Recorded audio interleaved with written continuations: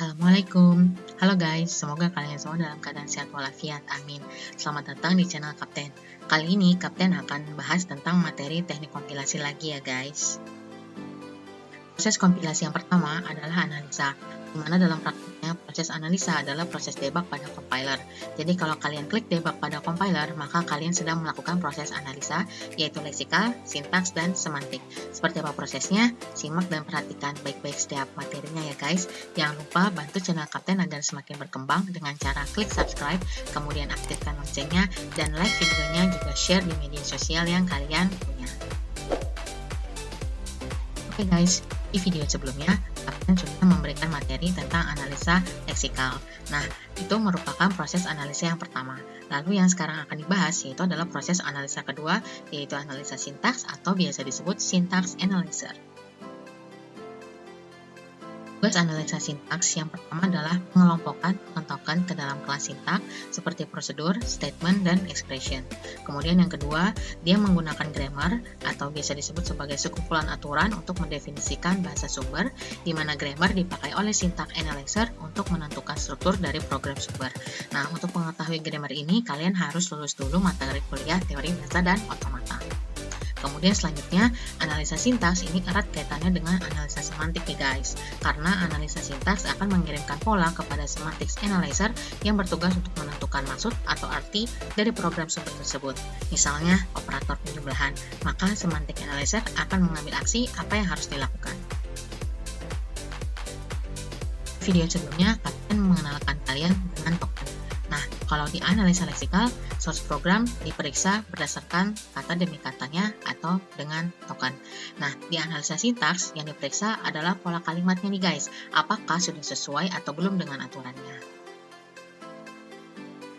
Cara menerjemahkan proses analisa sintaks. Nah, Kapten menggunakan contoh dari video sebelumnya juga ya guys, supaya nyambung nih. Ya, nah, contoh analisa sintaks dalam bahasa Indonesia. Perhatikan kalimat berikut. Budi bermain bola di lapangan. Kalau analisa leksikal, ini dirubah menjadi bentuk token atau kata demi katanya. Nah, kalau di analisa sintaks, yang diperiksa adalah polanya. Sedangkan pola dalam pembentukan bahasa Indonesia itu adalah SPOK. Berarti cara merubahnya adalah kita lihat apakah pola ini sudah sesuai apa belum kata demi katanya. Nah, Budi adalah subjek, bermain predikat, bola objek, di lapangan adalah keterangan. Kalau dalam bahasa Indonesia, dalam pembentukan pola adalah SPOK. Jadi kalau kita lihat dari kalimat di atas, ya, kita periksa nih sudah sesuai belum dengan pola SPOK. Sekarang kita lihat, tadi kan sudah ada subjek, predikat, objek, dan keterangan. Berarti kalimat ini sudah sesuai dengan aturan. Kemudian, contoh analisa sintaks dalam bahasa pemrograman. Perhatikan kalimat berikut. Integer A, B, T, titik koma. A sama dengan 5, B sama dengan 2, titik koma. C sama dengan A plus B, titik koma. Nah, harus diingat dalam memeriksa kesesuaian pola harus itu per baris. Jadi, baris ini, baris ini, baris ini, baris ini. Ya, sekarang kita lihat dari baris pertama. Kita lihat, oh di sini ada tipe data dihubungkan dengan sebuah variabel, dibatasi dengan koma, kemudian ada variabel baru diakhiri dengan titik koma. Berarti polanya itu sudah sesuai. Ya. Nah, kemudian di sini oh variabel A, kemudian memiliki operator, kemudian ada nilai dari si angka A itu, dari si variabel A itu, kemudian dibatasi dengan titik 2. Nah, ini tidak sesuai dengan aturan nih guys. Kenapa? Karena harusnya ditutup dengan titik koma. Jadi ini tidak sesuai dengan aturan. Kemudian yang kedua, B sama dengan 2 titik koma. Oh, berarti ini sudah sesuai. Ya kan? Kemudian C sama dengan A plus B, ada variabel, ada operator diikuti oleh fungsinya, yaitu A plus B titik koma. Berarti dia sudah sesuai aturan. Walaupun nih ya guys, kita lihat nih ya. Walaupun kalau misalkan kita lihat itu kan tidak sesuai ya kan, ini sama kayak gini. Ini kan tidak sesuai nih yang C sama T ya. Tapi nggak masalah ya. Yang penting pola dalam prosedurnya ya, tadi di awal dijelasin prosedurnya itu sesuai guys. Ya, sekarang kita lihat nih contohnya kalau pakai bahasa Indonesia.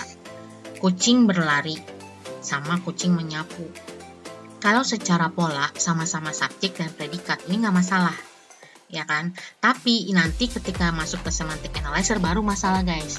Jadi di analisa sintaks yang harus kalian ingat ya guys, itu kalian lihat pola aturannya. Ya, nah kalau kita lihat dari kalimat di atas polanya ini masih sesuai loh guys, ya kan? Hanya saja ya ketika diartikan menjadi salah ya, nah yang dapat mengartikan kesalahan itu adalah analisa semantik nanti setelah analisa sintaks ya guys. Nah jadi makanya kenapa analisa sintaks dan semantik ini sangat erat kaitannya. Nah contohnya kayak ini ya guys, dalam bahasa Indonesia juga pembentukan pola bukan berarti salah dong ya kan. Ini kucing berlari subjek predikat, kucing menyapu subjek predikat, padahal kalau diartikan nggak mungkin dong ya guys kucing nyapu, serem dong. Oke guys, nah itu tadi tentang materi analisa sintaks. Nah di pertemuan sebelumnya kan kalian sudah menganalisa bahasa pemrogram di bawah ini menggunakan analisa leksikal. Sekarang silakan kalian terjemahkan menggunakan analisa sintaks. Kalian periksa kesesuaian polanya sudah sesuai atau belum. Oke guys, jangan lupa cara menjawabnya itu kalian bisa jawab di kolom komentar. Dan kalau kalian mahasiswa kapten, kalian bisa sematkan NIM, nama, kelas, kemudian jawabannya. Atau kalian bisa jawab di forum diskusi sesuai dengan latihan pertemuannya. Dan jika ada yang ingin ditanyakan, silakan kalian tanyakan juga di kolom komentar. Oke guys, itu tadi materi tentang analisa sintaks. Semoga bisa dimengerti ya guys. Oke, terima kasih. Hatur nuhun. Kamsahamnida. Wassalamualaikum warahmatullahi wabarakatuh.